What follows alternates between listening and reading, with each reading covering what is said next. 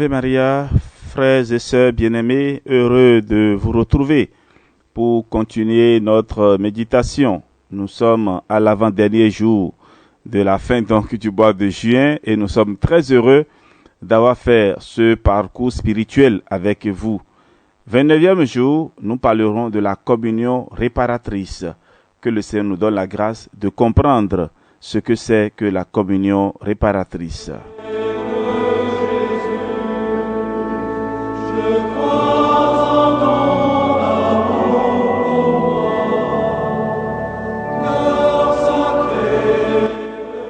Il y a quelques années à peine, prenait naissance au diocèse d'Avignon en France, une œuvre providentielle appelée la communion réparatrice.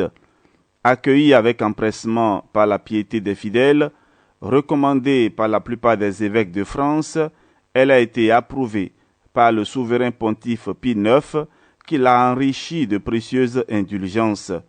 Il dit, nous citons, « La communion réparatrice est une œuvre divine destinée à sauver la société. » Fin de citation. Elle compte aujourd'hui plus de 100 000 associés, réunis par session de 7 membres pour communier une fois par semaine. Au jour choisi, les associés viennent offrir au roi des rois, cachés sous les voiles eucharistiques, les hommages que tant d'ingrats lui refusent, réparer les outrages faits à sa grandeur et à son amour. Ils viennent faire l'office de consolateur auprès de celui qui est lui-même le consolateur de tous les affligés. Leur mission ne se borne pas là. Imitateurs de la charité de leur divin maître, ils sont auprès de lui les médiateurs des coupables. Ils plaident leur cause et s'offrent à lui comme victimes d'expiation pour obtenir leur conversion et leur salut. Ils sont donc vraiment apôtres et médiateurs, et en détournant de la tête des coupables les coups de la céleste justice, ils attirent sur leur propre cœur les grâces de la divine miséricorde. Leur double mission est vraiment sainte et glorieuse. Combien le cœur adorable de Jésus doit être touché et consolé. N'est-ce pas ce qu'il demandait lui-même à son humble servante? Nous citons, « Je viens dans ce cœur que je t'ai donné, afin que par ton ardeur tu répares les injures que j'ai reçues des cœurs tièdes et lâches qui me déshonorent dans le Saint-Sacrement. » Fin de citation.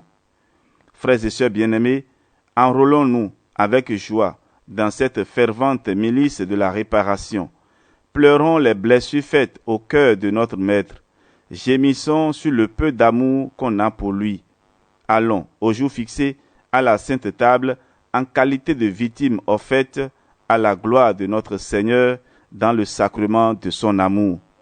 Jésus, dirons-nous, on vous méconnaît, et moi je vous adore.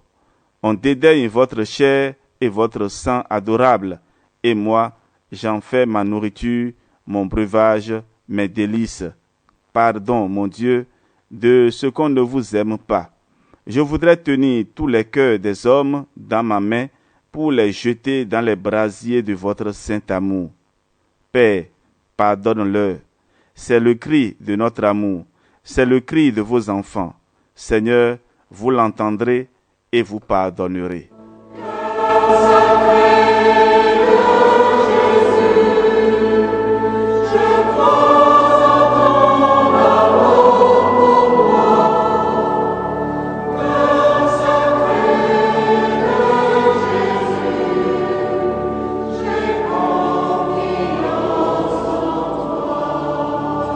Voici pour nous un exemple. Notre œuvre de la communion réparatrice, écrivait naguère un curé plein de zèle, fait de rapides progrès et produit des fruits abondants. Oui, que les communions des associés sont efficaces pour obtenir la conversion des pécheurs. Un Anglais protestant, fissé depuis peu dans ma paroisse pour cause de maladie, était à l'extrémité. Je lui fis une visite et l'engageai à entrer dans le sein de l'Église catholique pour faire son salut.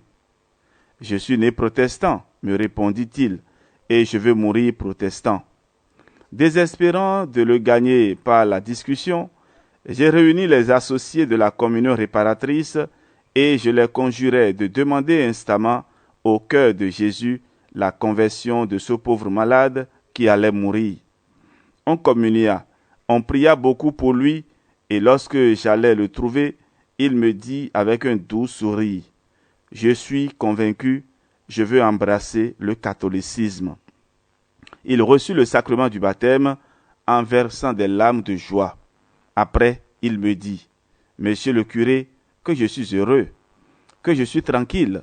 Il me semble que je reviens à la vie. » Quelques jours après, il reçut le viatique et l'extrême-onction avec les sentiments de la plus tendre piété.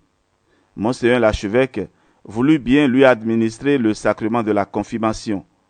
Il vit encore, mais il se consume doucement, heureux et content de sa conversion. N'est-ce pas là, frères et sœurs, un des fruits si consolants de la communion réparatrice? Puisse cette œuvre admirable s'étendre et se propager partout.